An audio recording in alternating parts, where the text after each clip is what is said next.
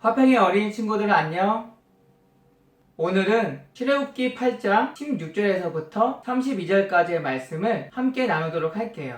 지난 시간 하나님의 명령을 거부하고 무시한 파라오에게 하나님께서는 개구리 재앙을 내리셨어요. 나일강뿐만이 아니라 이집트 온 물가에서 수많은 개구리들이 올라와 파라오와 파라오의 신하들과 그리고 그의 백성들인 이집트 사람들의 온 집안에 개구리가 가득 차게 되었어요.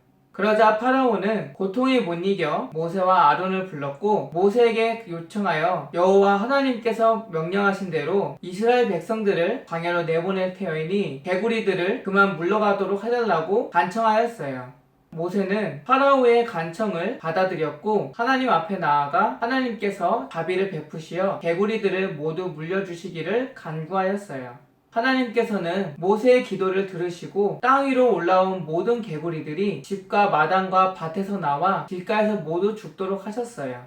땅 위에 올라온 개구리들이 길가로 나아가 모두 죽자 이집트 사람들은 죽은 개구리들을 모아 한 곳에 쌓아두었고 그곳에서는 악취가 나기 시작하였어요. 파라오는 하나님께서 개구리들을 몰아내시자 마음과 생각을 다시 바꾸어 처음 약속한 약속을 지키지 아니하였어요. 여호와 하나님께서는 모세에게 명령하셨어요. 모세야, 너의 지팡이를 들어 땅에 티끌을 치도록 해라. 그 티끌들이 모두 이가 될 것이다. 하나님의 명령을 들은 모세는 아론에게 말해 아론이 지팡이를 잡고 땅에 티끌을 치자 땅의 티끌이 이가 되어서 이집트 온 땅에 가득하게 되었어요. 그러자 이번에도 모세와 아론의 기적을 따라하려던 파라오의 요술쟁이들은 아무리 노력해도 땅의 티끌을 이로 만들 수가 없었어요. 요술사들은 따라할 수 없음을 보고 비로소 파라오에게 나아가 이것은 하나님의 권능입니다 라고 고백하였어요. 하지만 파라오는 요술사들의 고백에도 자신의 완고한 마음을 꺾지 아니하였어요. 하나님께서는 모세에게 다시 말씀하셨어요. 모세야, 내일 아침 일찍 파라오 앞에 서도록 하여라. 파라오는 내일 물가로 나올 것이다. 파라오를 만나게 되면 다음과 같이 말하거라.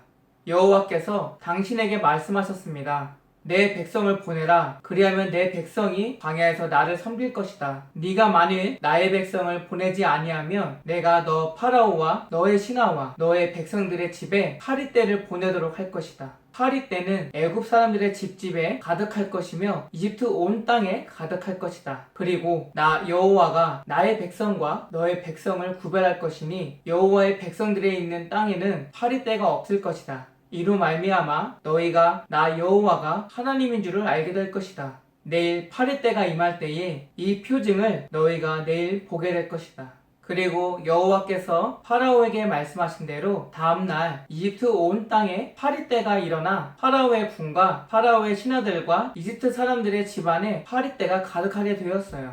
그리고 온 이집트 땅은 파리떼로 인하여 황폐하게 되었어요. 그리고 하나님의 말씀대로 하나님의 백성인 이스라엘 백성이 사는 곳에는 파리떼가 있지 아니하였어요.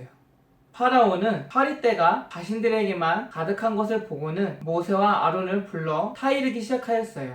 파라오는 모세에게 이스라엘 백성을 광야로 내보내지 말고 이집트 이 땅 안에서 여호와 하나님께 제사를 드리게 하라고 요청하였어요. 그러자 모세는 파라오에게 말하였어요.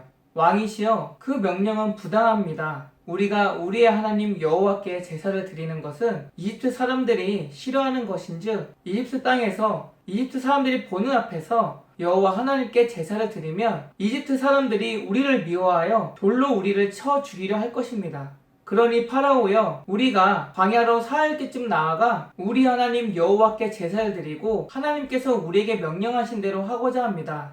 그러자 파라오는 모세에게 광야로 나아가 여호와 하나님께 제사를 드리는 것을 허락한다고 말하였어요. 다만 너무 멀리 가지 말고 제사를 드리고 여호와 하나님을 섬긴 뒤에 다시 돌아오도록 명령하였어요. 그러면서 어서 이 파리떼가 물러나기를 여호와 하나님께 간구하라고 모세에게 간청하였어요. 모세는 파라오에게 여호와 하나님께 간구할 것이니 내일은 파리떼가 이집트 온 땅에서 사라질 것이다 라고 말하였어요. 그러면서 모세는 파라오에게 이번에는 말을 바꾸지 말고 꼭 약속한 대로 이스라엘 백성들을 광야로 내보내 여호와 하나님께 제사를 드리고 여호와 하나님을 섬기도록 해달라고 당부하였어요. 파라오와 약속한 모세는 궁에서 나와 하나님 앞에 나아가 여호와 하나님께 간구하였어요. 그러자 여호와 하나님은 모세의 간구대로 파리떼를 온 이집트 땅에서 물리게 하셨어요. 그리고 파라오는 여호와 하나님의 자비하심으로 이집트 온 땅에서 파리떼가 물러나자 다시금 마음을 바꾸어 약속을 어기고 이스라엘 백성들을 광야로 내보내지 아니하였어요. 오늘의 이야기는 여기까지예요.